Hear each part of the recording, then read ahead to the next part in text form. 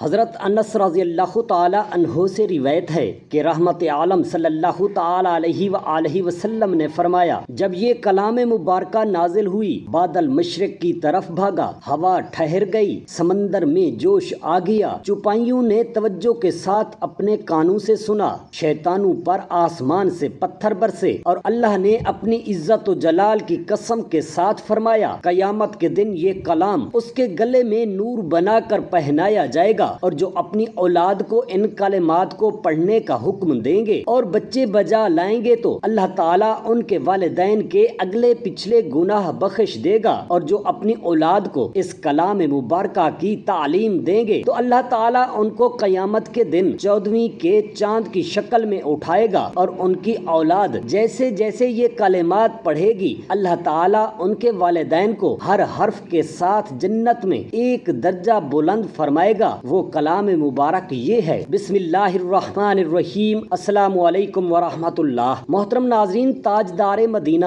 صلی اللہ علیہ وآلہ وسلم اور حضرت ابو بکر صدیق رضی اللہ تعالی عنہ کا انگوٹھی کا قصہ کچھ یوں ہے۔ نبی کریم صلی اللہ تعالی علیہ وآلہ وسلم سے مروی ہے کہ آپ نے حضرت ابو بکر صدیق رضی اللہ تعالی عنہ کو اپنی انگوٹھی مرحمت فرمائی اور ارشاد فرمایا، اس میں لا الہ الا اللہ نقش کرا لاؤ۔ حضرت ابو بکر صدیق رضی اللہ تعالی عنہ نے وہ انگوٹھی نقاش کو دی اور اس سے فرمایا، اس میں لا الہ الا اللہ محمد الرسول اللہ نقش کر دو۔ نقاش نے اس میں لا الہ الا اللہ محمد الرسول اللہ نقش کر دیا۔ حضرت ابو بکر صدیق رضی اللہ تعالی عنہ سرکار مدینہ صلی اللہ تعالی علیہ وآلہ وسلم کی خدمت اقدس میں انگوٹھی لے کر حاضر ہوئے۔ تاجدار دو عالم صلی اللہ تعالی علیہ وآلہ وسلم نے اس میں لا الہ الا اللہ محمد الرسول اللہ ابو بکر صدیق نقش دیکھا تو سرکار دو عالم صلی اللہ تعالی علیہ وآلہ وسلم نے فرمایا، اے ابو بکر، یہ لا الہ الا اللہ سے زائد عبارت کیسی ہے؟ حضرت ابو بکر صدیق رضی اللہ تعالی عنہ نے عرض کیا، یا رسول اللہ صلی اللہ تعالی علیہ وآلہ وسلم، مجھے یہ بات پسند نہ تھی کہ میں آپ کے اسم گرامی کو اللہ تعالی کے اسم گرامی سے الگ کرتا، لیکن باقی حصہ ابو بکر صدیق رضی اللہ تعالی عنہ اس کے لیے میں نے نہیں کہا تھا۔ حضرت ابو بکر صدیق رضی اللہ تعالی عنہ کو ندامت ہوئی۔ اتنے میں حضرت جبرائیل امین علیہ السلام حاضر ہوئے اور عرض کیا، یا رسول اللہ صلی اللہ تعالی علیہ وآلہ وسلم، ابو بکر کا نام تو میں نے لکھوایا ہے، اس کی وجہ یہ ہے کہ انہوں نے آپ کے نام مبارک کو اللہ تعالی کے مقدس نام سے جدا کرنا پسند نہ فرمایا، تو اللہ تعالی نے بھی ان کے نام کو آپ کے نام سے جدا کرنا پسند نہیں فرمایا۔ حضرت انس رضی اللہ تعالی عنہ سے روایت ہے کہ ایک روز ہم سرکار دو عالم صلی اللہ تعالی علیہ وسلم کی خدمت اقدس میں حاضر تھے۔ آپ نے فرمایا، ابھی اس راستے سے تمہارے سامنے ایک جنتی آئے گا۔ اتنے میں ایک انصاری صحابی رضی اللہ تعالی عنہ نمودار ہوئے۔ ان کے بائیں ہاتھ میں جوتے تھے اور داڑھی کے بالوں میں سے وضو کا پانی ٹپک رہا تھا۔ انہوں نے ہم لوگوں کو سلام کیا۔ دوسرے روز بھی رسول اللہ صلی اللہ تعالی علیہ وآلہ وسلم نے اسی طرح فرمایا اور یہی صحابی سامنے آئے، اور تیسرے دن بھی یہی واقعہ ہوا۔ جب سرور عالم صلی اللہ تعالی علیہ وآلہ وسلم تشریف لے گئے تو حضرت عبداللہ بن عمر بن عاص رضی اللہ تعالی عنہ نے ان انصاری صحابی کا پیچھا کیا اور ان سے کہا، میرے اور میرے والد کے درمیان کچھ اختلافات ہو گیا ہے، اور میں نے قسم کھا لی ہے کہ میں 3 دن تک ان کے پاس نہیں جاؤں گا۔ آپ اجازت دیں تو میں یہ 3 راتیں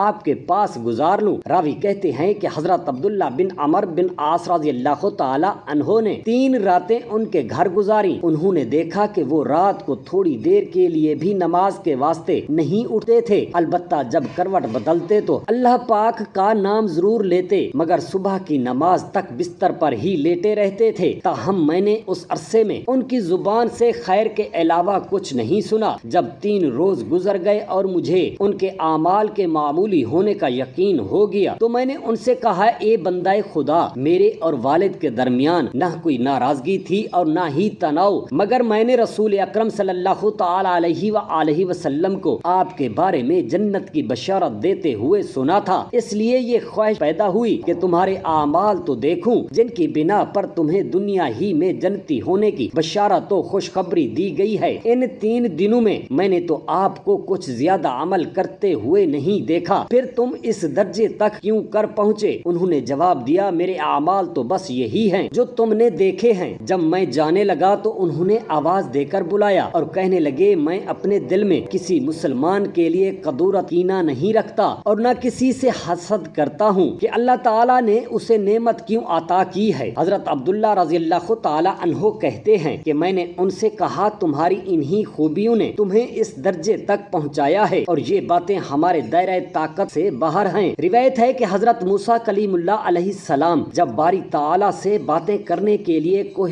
طور پر گئے تو ایک آدمی کو عرش کے سایہ میں دیکھا۔ آپ کو اس شخص کے رتبے پر رشک آیا اور جناب باری تعالیٰ میں عرض کیا کہ مجھے اس کا نام معلوم ہو جائے۔ ارشاد ہوا کہ نام کیا بتلائیں؟ ہم تمہیں اس کا اعمال صالح بتلاتے ہیں۔ وہ کسی سے حسد نہیں کرتا، اپنے والدین کی نافرمانی نہیں کرتا اور چغل خوری نہیں کرتا تھا۔ ایک مرتبہ شیطان نے حضرت نوح علیہ السلام سے کہا کہ میں آپ کے ایک احسان کا بدلہ چکانا چاہتا ہوں۔ حضرت نوح علیہ السلام نے فرمایا ملعون میں نے تو تجھے اپنے پاس بھٹکنے تک نہ دیا، پھر تم پر میرا کوئی احسان کیسا؟ شیطان بولا آپ نے اپنی سرکش قوم کو ڈبو کر آئے دن کی مصیبت سے مجھے بچا لیا، ہر روز کی کشمکش اور اغوا کی ترکیبوں سے مجھے نجات مل گئی ہے۔ اس کے عوض میں یہ نصیحت کرتا ہوں کہ بزرگوں کی حسد سے بچنا چاہیے۔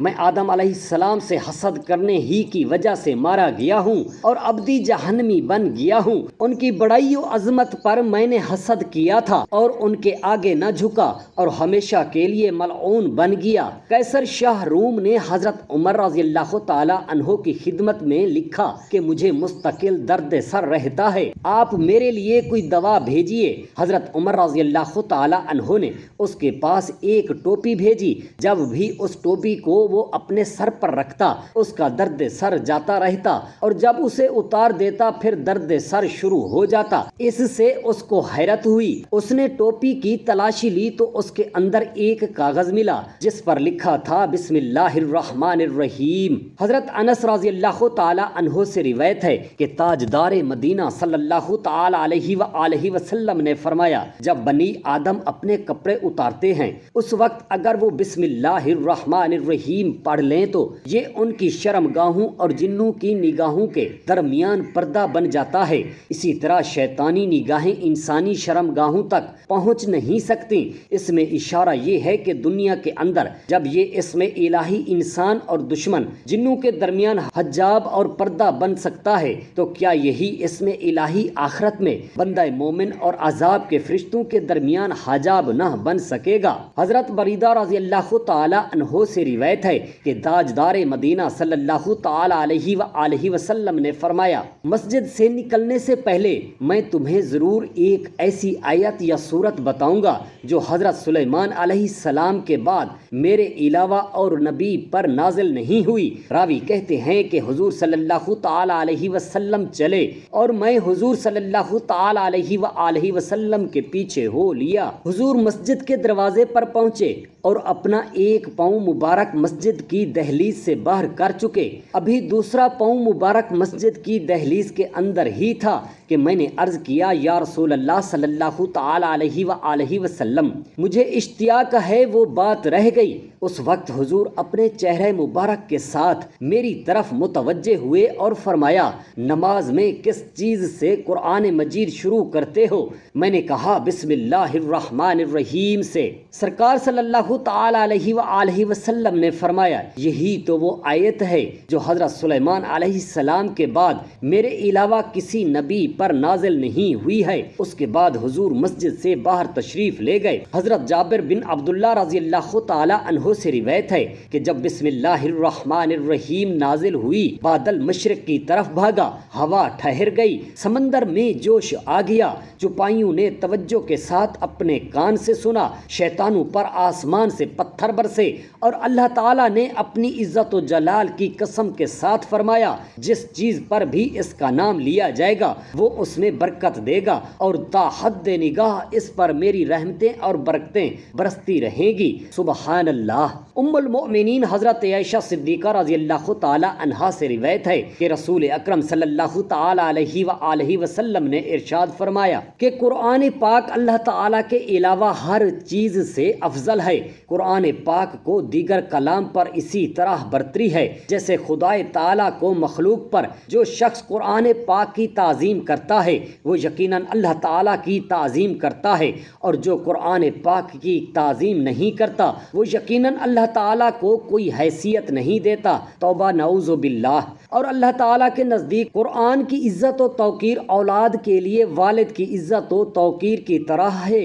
قرآن ایسا شفاعت کرنے والا ہے جس کی شفاعت قبول ہوگی، اور ایسا مخالف ہے جس کی مخالفت سنی جائے گی۔ جو شخص قرآن مجید کو اپنے آگے کرے گا قرآن اسے جنت میں لے جائے گا، اور جو اسے پست پشت ڈالے گا اسے جہنم میں پہنچا دے گا۔ حاملین قرآن پاک کو اللہ کی رحمت گھیرے ہوئے ہوتی ہے، وہ اللہ تعالیٰ کے نور کا لبادہ اوڑھے ہوتے ہیں، اور کلام الہی کی تعلیم حاصل کرنے والوں سے جو عداوت و دشمنی کرتا ہے وہ بلا شبہ اللہ تعالیٰ سے عداوت رکھتا ہے، اور جو ان سے دوستی کرتا ہے وہ یقیناً اللہ تعالیٰ سے دوستی رکھتا ہے۔ اللہ تعالیٰ ارشاد فرماتا ہے، ایک کتاب اللہ کو اپنے پاس رکھنے والو، اللہ تعالیٰ تمہیں اپنی کتاب کی تعظیم کے لیے دعوت دے رہا ہے، تم اس کی دعوت پر لبیک کہو، وہ تم سے مزید محبت فرمائے گا اور تم کو اپنی مخلوق میں مقبول و محبوب بنا دے گا۔ اللہ تعالیٰ قرآن سننے والوں سے دنیا کی برائی دور فرماتا ہے، قرآن مجید پڑھنے والے سے